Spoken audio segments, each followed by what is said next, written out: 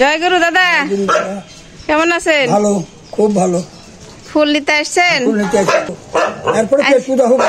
ও, এবার ফুল পূজা পেট পূজা হবে। পেট পূজার জন্য ছোটাছুটি করেছি। প্রতিদিন আসেন পূজা দেওয়ার জন্য ফুল নিতে? প্রতিদিন সময় পেলেই আসি। তা আজ কি পূজা? আজকে লোকনাথ বাবার পূজা। তাই? হ্যাঁ, আমার শ্বশুর বাড়ি ও, নীরেন ঘোষের বাড়ি বারোদিয়া। বারোদিয়া। আজকে পূজা না কালকে হয়ে গেল? উনি যে 1 মাস ধরে হবে, আর নিত্য ভক্ত ওখানে হয়।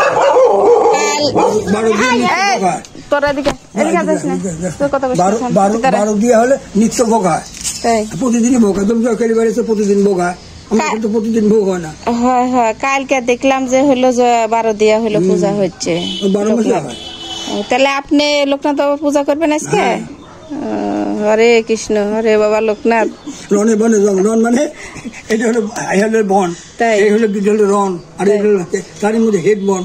বাহ, সুন্দর ব্যাখ্যা থাকে সেই বন। এই বনকে আমি উদ্ধার করতে হবে না, মাতৃ রূপণ সস্তা। যেখানে রানীর দিকে তাকাবে, প্রায় চরণের দিকে তাকাবে, পাপ হবে, মহাপাপ হবে।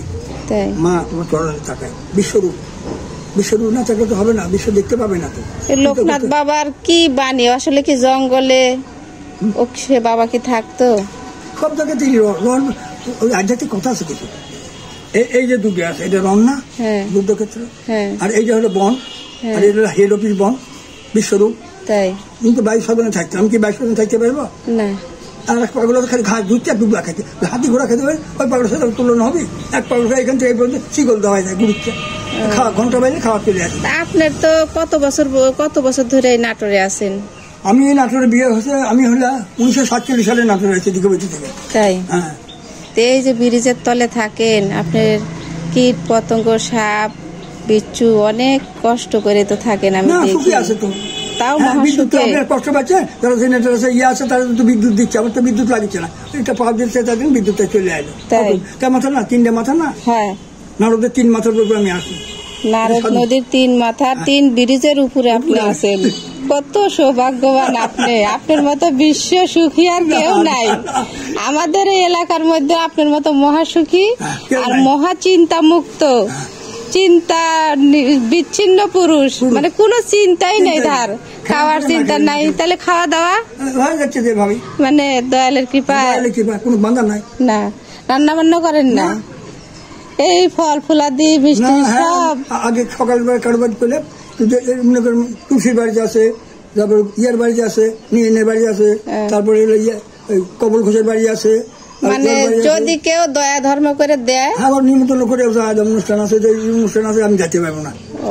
আমার বিয়ে হইলো সকালে, কালকে আমি না এখানে পারবো না। ও, সবাই নিমন্ত্রণ করে।